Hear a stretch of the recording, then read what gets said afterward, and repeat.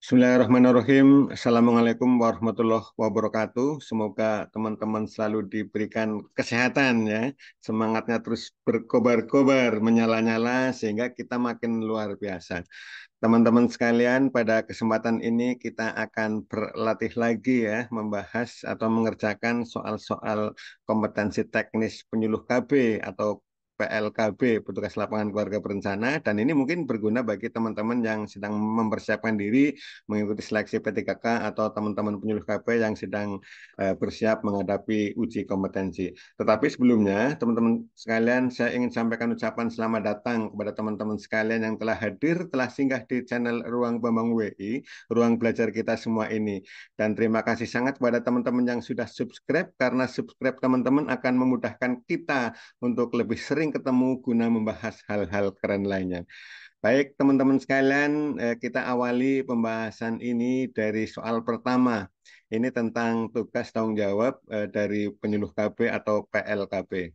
Kalau ada soal misalnya, penyuluh KB diberi tugas tanggung jawab, wewenang, dan hak secara penuh oleh pejabat berwenang untuk melaksanakan pengelolaan program Bangga Kencana ya. Dan kegiatannya adalah misalnya A, penyuluhan, advokasi, penggerakan, dan pengembangan. Ya, ini ada penyuluhan, advokasi. Kemudian B, penyuluhan, pelayanan, penelitian, dan pengembangan. Ya, PLKB tidak punya tugas penelitian ya teman sekalian ya. Kemudian penyuluhan, pelayanan, penggerakan, dan pengembangan. Nah, ini kelihatannya paling tepat teman-teman sekalian kalau kita lihat di baik di Permenpan maupun peraturan BKKBN nomor 10 tahun 2023 ya tentang jabatan penyuluh KB. Di sana disebut bahwa dalam pelaksanaan pengelolaan Bangga Kencana, penyuluh KB melakukan kegiatan penyuluhan, pelayanan, penggerakan, dan pengembangan. Oleh karena itu, kemudian yang keempat, penyuluhan, pelayanan, evaluasi, dan pengembangan. Ya, evaluasi ini bagian dari ya, setiap kegiatan dilakukan evaluasi, jadi ini tidak. Kemudian penyuluhan sesuai dengan namanya, maksudnya melakukan kegiatan penyuluhan sesuai dengan namanya yaitu penyuluh KB. Tetapi tidak teman-teman sekalian ya, karena penyuluh KB tidak hanya melaksanakan penyuluhan, tetapi melaksanakan pelayanan juga, pelayanan kemudian melaksanakan penggerakan maksud saya ini, dan yang ketiga adalah pengembangan. Jadi jawaban yang benar adalah C, teman sekalian ya, penyuluhan, pelayanan, penggerakan, dan pengembangan. Coba kita lihat di lampiran perban 10 teman sekalian ya, di subbab C ya teman sekalian, ini di ketentuan umumnya adalah pengelolaan perkembangan kependudukan, pembangunan keluarga dan keluarga berencana yang selanjutnya disebut program adalah kegiatan yang meliputi penyuluhan, pelayanan, penggerakan, dan pengembangan. Itu ya teman sekalian, jadi jawabannya fix adalah yang ini. Kemudian soal kedua, misalnya, kalau ada pertanyaan seperti ini, upaya pendekatan terhadap orang lain yang dianggap mempunyai pengaruh terhadap keberhasilan suatu program, jadi pendekatannya kepada orang yang punya pengaruh, ini disebut apa gitu ya. Yang pertama adalah advokasi, teman-teman sekalian. Tapi mungkin kita cek dulu ini, kita mungkin perlu hati-hati di sini ya. Ini kata kuncinya ini. Upaya pendekatan terhadap orang lain yang dianggap mempunyai pengaruh terhadap keberhasilan. Dia mempunyai pengaruh, bisa mempengaruhi kebijakan, bisa membuat kebijakan yang mendukung ya program Bangga Kencana, maka dia disebut teman-teman sekalian advokasi ya. Ini jelas advokasi, ini kegiatan mendapatkan dukungan.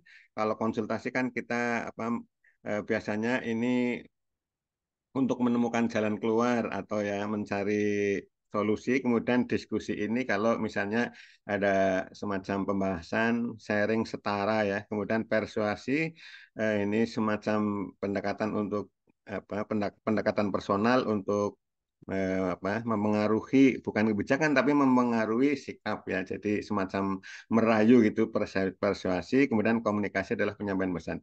Jadi jawaban yang benar adalah advokasi ya teman-teman sekalian ya. Advokasi adalah upaya atau kegiatan komunikasi bertujuan mendapatkan dukungan, nah, berarti kepada orang yang punya pengaruh. Jadi jawaban ini yang mungkin teman-teman lebih tepat dibandingkan yang lain. Teman-teman sekalian, ini pengertian advokasi ya. aksi strategis yang ditujukan untuk menciptakan kebijakan publik lah. Ini berarti orang yang berpengaruh pada kebijakan publik yang bermanfaat bagi masyarakat dan mencegah munculnya kebijakan yang diperkirakan merugikan masyarakat. Ini adalah advokasi.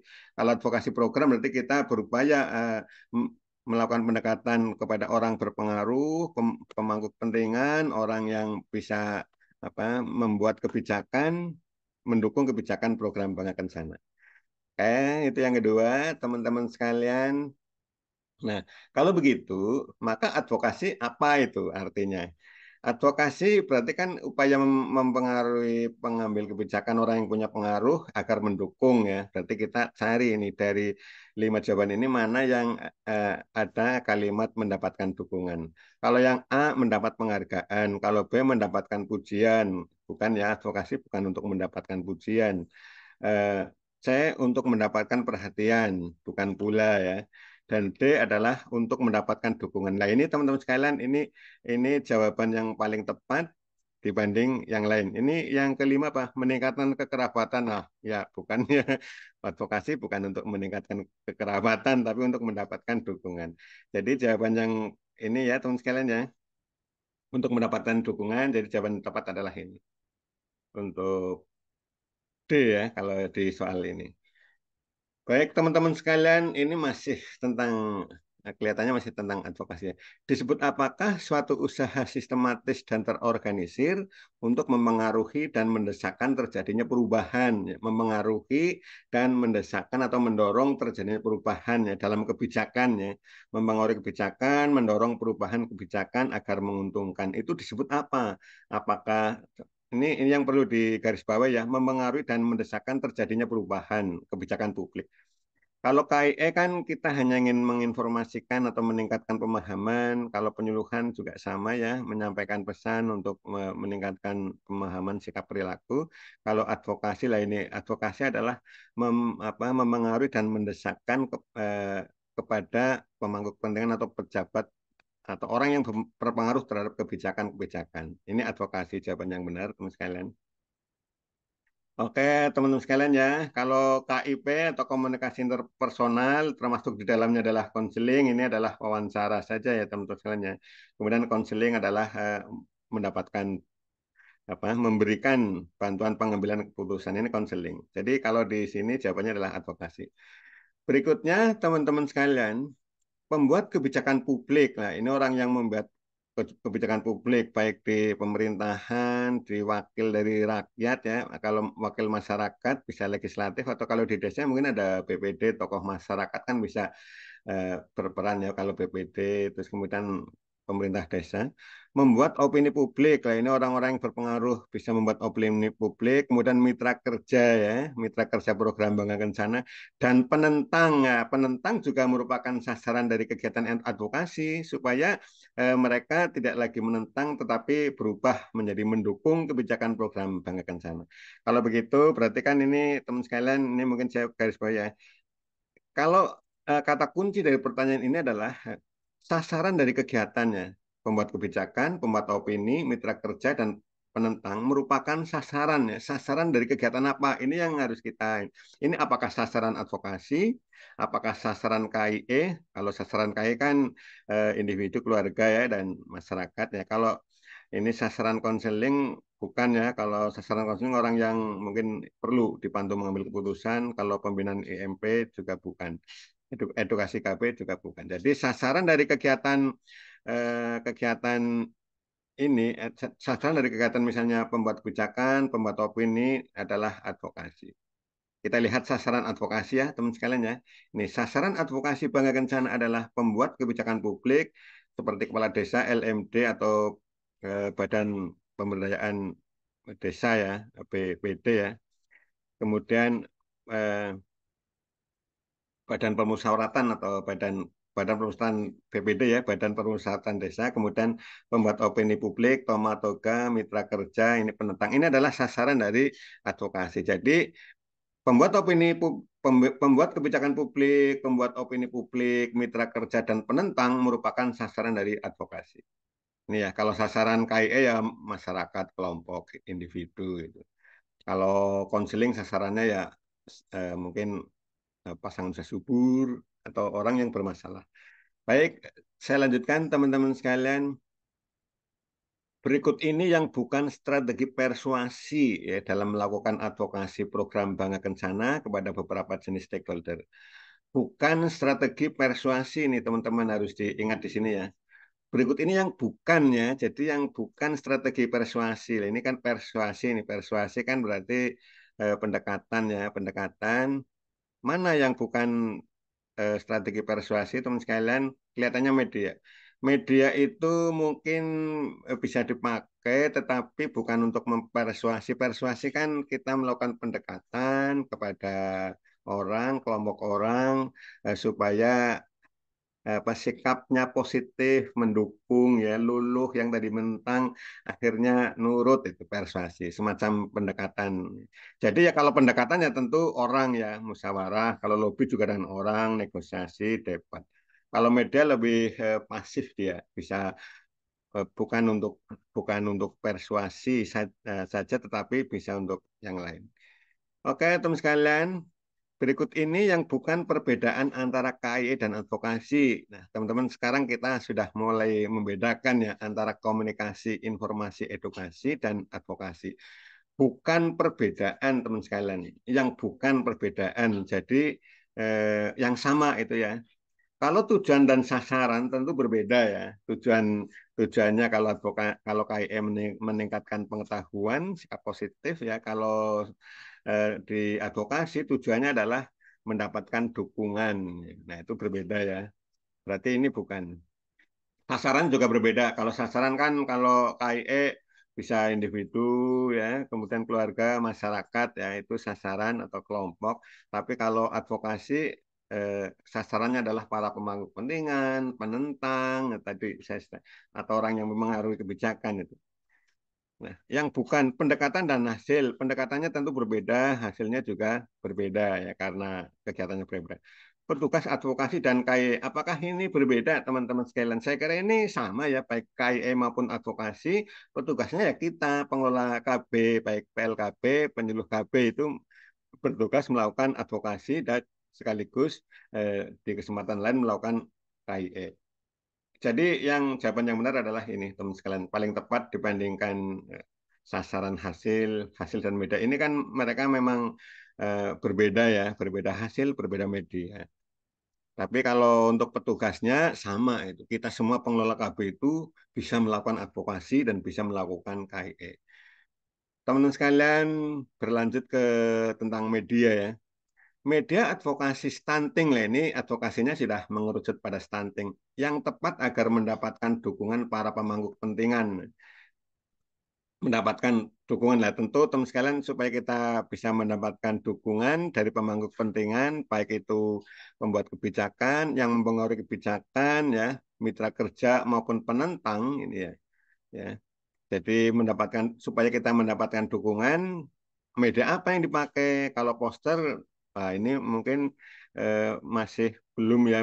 Poster itu misalnya ini bisa untuk siapa saja, jadi kurang tepat ya dikasih poster. Kelihatannya mereka pemangku kepentingan belum tertarik ya. Ada data stunting lah ini dibandingkan mungkin majalah, media online atau Facebook dan Instagram, ini adalah jawaban yang paling tepat kalau kita ingin mendapatkan dukungan ya dalam penanganan stunting atau advokasi stunting. Kita sodorkan data, teman sekalian, bahwa di wilayah ini stuntingnya sekian ya, apa mungkin kita pahamkan dulu tentang stunting, kemudian disodorkan datanya. Sekian keluarga berisiko stunting, sekian yang mengalami stunting, terus eh, mungkin juga teman mungkin ada apa risiko-risiko lainnya dari stunting. Di mana namanya itu harus disodorkan. Kalau ditanya misalnya kepala desa, oleh mungkin oleh tokoh masyarakat, wah yang benar mana stuntingnya lah, siapa itu, kita punya data. Ini tentang prinsip teman-teman sekalian. Kalau teman-teman baca modul KIE yang diterbitkan BKKBN, prinsip KIE ada 5 sebetulnya, ada 5. Nah ini yang bukan, ini kecuali ya teman sekalian ya, kecuali ya, berarti yang bukan. Kalau realistis ya, sistematis ya, taktis ya, serta merta kelihatannya tidak. Berani juga eh, berani termasuk salah satu prinsip KAI, harus ada keberanian. Jadi yang bukan adalah serta-merta atau ujuk-ujuk misalnya. Ini prinsip ini bukannya. Kita lihat ya teman-teman prinsip KAI ini. Prinsip-prinsip KAI adalah realistis di jawaban A, sistematis B, taktis ada di C, strategis ini nggak ada di itu. Serta-merta nggak ada di sini ya, kalau berani ada. Jadi jawaban yang benar adalah serta-merta. Artinya, teman sekalian, saya ingin sampaikan pesan bahwa prinsipnya itu ada realistis, sistematis, taktis, strategis, dan berani. Ya. Kalau di luar itu berarti bukan prinsip KIE sesuai yang dipelajari di modul KIE. Teman-teman sekalian, dalam mengembangkan media KIE, terdapat keseluruhan bahan yang dihasilkan untuk dipergunakan sebagai alat bantu penyampaian pesan. Nah, ini teman-teman sekalian mungkin yang kita apa ya, kita cermat di sini ya, harus cermat. Ini ada satu kata pemandu ya, pemandu kita atau clue-nya ya sebagai alat bantu. Lah dari jawaban A, B, C, D ini mana yang bisa menjadi alat bantu? Pedoman KIE saya kira hanya untuk diri sendiri ya. Kemudian Juklak KIE juga mungkin petunjuk bagi petugasnya. Media KIE lah ini mungkin digunakan oleh ini untuk membantu ya, membantu kita supaya klien menjadi bisa menerima menerima pesan dengan sebaik-baiknya atau optimal.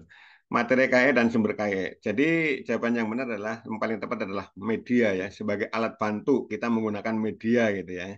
Jadi media itu kita pakai sebagai alat interaksi kita dengan sasaran. Kalau pedoman kan enggak, bukan untuk interaksi, hanya dipegang kita, juklak juga dipegang kita, materi juga untuk persiapan kita saja, tidak digunakan pada saat KIE. Sumber KIE lah itu juga hanya dipakai oleh kita saja. Jadi kalau media memang dipakai ketika menyampaikan pesan. Jadi dipakai bersama kita ya sebagai petugas dengan sasaran. Kita dari tadi ngomongin KIE teman-teman sekalian. Singkatan apa itu KIE?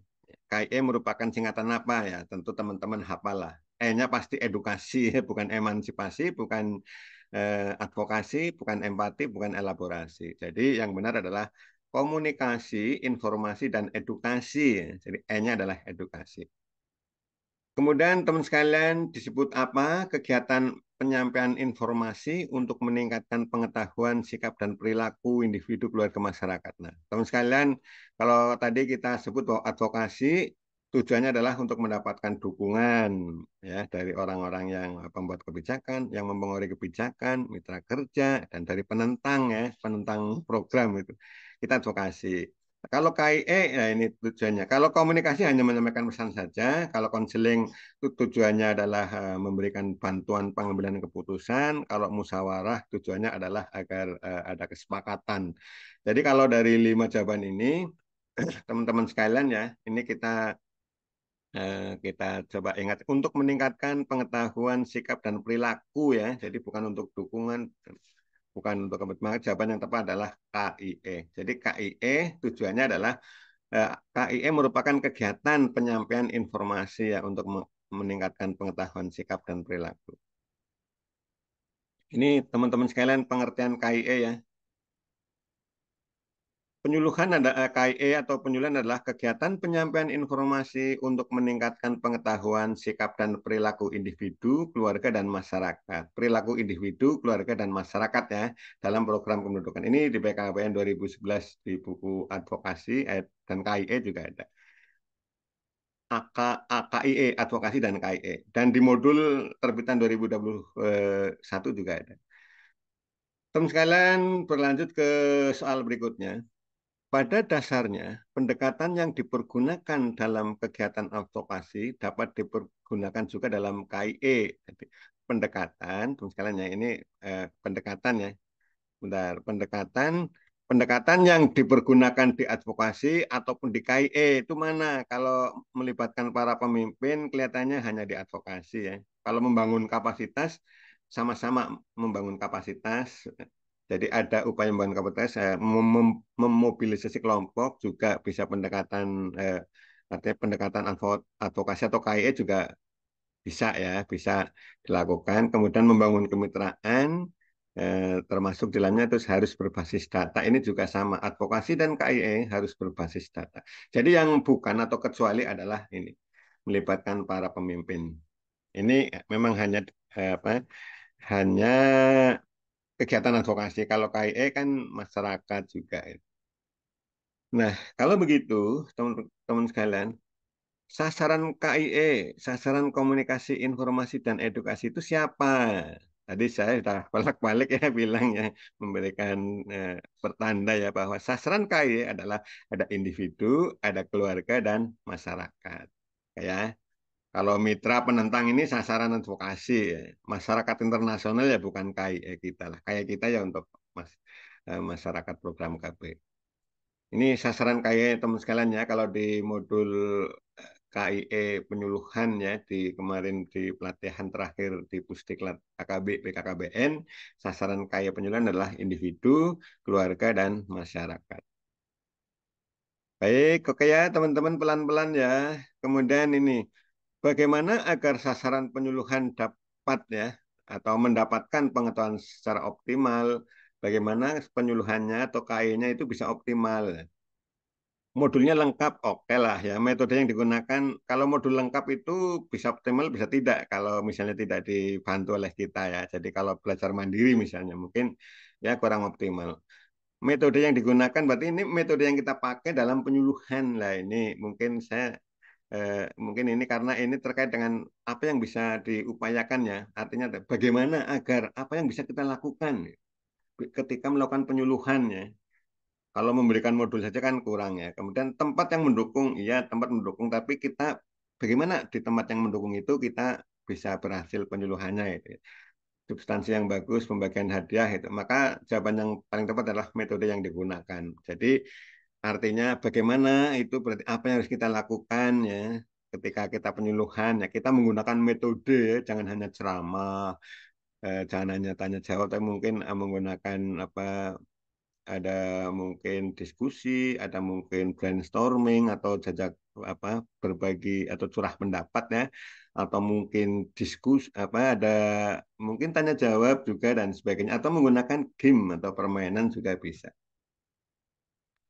Berikutnya adalah salah satu sasaran utama dalam strategi KIE stunting adalah ini sasaran utama dari ya sasaran utama dalam strategi KIE stunting. Teman sekalian, kelihatannya kalau sasaran utama di KIE stunting itu dimulai dari calon pengantin, terus kemudian kalau sudah nikah jadi pus, terus kalau pus hamil juga ya sasaran, terus kalau sudah melahirkan juga masih sasaran. Kita lihat teman-teman sekalian ya di alur pendampingan berkelanjutan pada penurunan stunting itu sasarannya adalah calon pengantin, pasangan subur, masa kehamilan, masa nifas, balita dan bayi dan balita. Ya, teman sekalian, jadi jawaban yang paling tepat adalah ini. Pasangan pengantin baru ini adalah sasaran eh, baik ketika sedang mendaftarkan, ya, sebelum sebelum melakukan pernikahan maupun setelahnya dipantau. Teman sekalian, nah apa itu KS stunting? KS stunting adalah upaya meningkatkan pengetahuan masyarakat tentang stunting. Ini jawaban paling tepat dibandingkan misalnya mengurangi stunting ya. KIE memang bisa mengurangi stunting, tapi mungkin lebih tepat KIE sesuai tujuannya adalah meningkatkan pengetahuan. Misalnya meningkatkan keterampilan ya, KIE tidak meningkatkan keterampilan ya. Kemudian kalau KIE mendapatkan dukungan lainnya advokasi.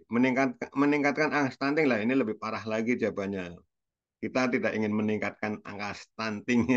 Jadi jawaban yang tepat adalah KIE stunting merupakan upaya meningkatkan pengetahuan masyarakat tentang stunting. Baik, kemudian teman sekalian, tujuan pemberian KIE MKJP yang membicarakan berbagai efek samping dan cara. Jadi tujuan KIE ya, KIE MKJP yang materinya atau materi atau pembahasannya itu adalah efek samping.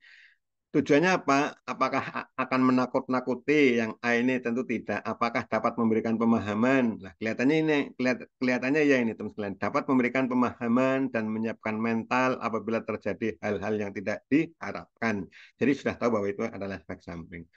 Tidak penting ya, ya tentu penting lah ya supaya PLKP terlihat lebih menguasai materi ya ini bukan tujuan KIE. KIE tidak bertujuan supaya pencitraan atau PLKP-nya jadi kelihatan menguasai materi atau tidak ada jawaban yang benar. Jawaban yang benar adalah ini kalau tujuan pemberian KIE dapat memberikan pemahaman dan menyiapkan mental apabila terjadi hal-hal yang tidak diharapkan. KIE efek samping MKJP tujuannya itu. Nah, teman-teman sekalian, agar KIE berhasil, maka dilakukan analisis ya. Ini di tahap persiapannya. Analisis apa saja dalam KIE itu ya? Analisis KIE berkaitan dengan analisis apa? Gitu. Yang pertama adalah eh, halayak sasaran, kemudian deskripsi isu, kemudian siapa yang terkena dampak isu dan alasan-alasannya. Ini analisis KIE kita akan coba lihat di sini, teman sekalian ya. Dalam pengelolaan KIE, penyuluhan, maka dilakukan analisis. Analisis itu apa ya? Analisis yang dilakukan itu meliputi apa? Yaitu analisis halayak, analisis kebutuhan program, analisis isi pesan, dan analisis potensi pendukung. Baik, teman-teman, jadi jawaban yang tepat adalah halayak, sasaran, dan program. Kemudian, teman sekalian, strategi KIE. Berikutnya adalah strategi KIE berkaitan dengan apa?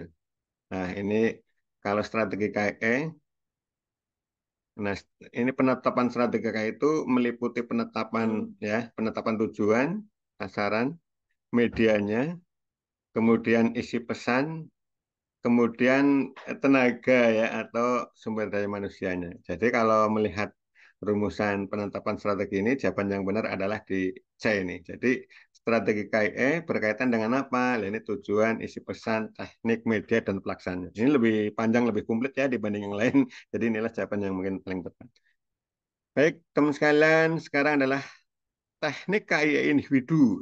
Nah, ini individu, teman sekalian. Teknik KIE individu itu dapat dipergunakan antara lain adalah apa? Ini kan teknik individu ini KIE individu ya. Sedang berupaya meningkatkan pemahaman individu. Apakah diskusi, tanya jawab, sarasehan. Kalau diskusi mungkin ya individu ya, tanya jawab juga mungkin antar personal ini individu kepada individu. Tapi kalau sarasehan mungkin tidak. Sarasehan itu kan melibatkan banyak orang, bukan individu.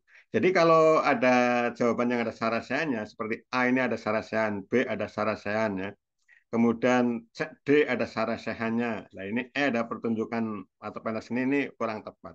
Maka jawaban yang paling tepat adalah diskusi ya, karena ini kan diskusi bisa secara personal, interpersonal ya. Kemudian tanya jawab juga bisa kepada individu atau obrolan juga bisa. Jadi jawaban yang paling tepat kalau kaya individu adalah diskusi, tanya jawab dan obrolan. Teman sekalian, sekarang saya lanjutkan tentang media KIE. Media yang dipergunakan dalam KIE, dalam KIE masa, teman-teman, dalam KIE masa ini ya. Jadi jangan putus di KIE tapi KIE masa antara lain adalah ini KIE masa kan berarti kepada KIE banyak orang ya. Nah, kita lihat apakah lembar balik bisa. Kalau lembar balik mungkin bukan untuk banyak orang ya, mungkin ini hanya untuk mungkin personal atau sekelompok orang saja. Kemudian poster, surat kabar lah ini mungkin masa ini bisa menjangkau ribuan orang, banyak sekali orang secara massal. Kalau lembar balik ya sekali lagi ini lebih personal, televisi mungkin masanya, tapi lembar baliknya ini kan untuk personal. Jadi dari jawaban ini yang semuanya itu adalah terkait personal adalah kelihatannya ini teman sekalian di jawaban ini poster bisa, surat kabar dan televisi. Ini ya televisi bisa lah kepada personal ya, terus poster. Ini dalam KY masa teman sekalian ya. Jadi dalam KY masa ini kalau KY masa berarti poster, surat kabar, televisi. Kalau lembar balik kan personal. Baik, oke ya teman sekalian. Jadi kita harus memang perhatikan betul pertanyaannya ya. Oke, saya kira mungkin itu saja terlebih dahulu kaitannya dengan apa, kita berlatih mengerjakan soal-soal advokasi dan KIE ya. Semoga bermanfaat bagi teman-teman. Assalamualaikum warahmatullahi wabarakatuh.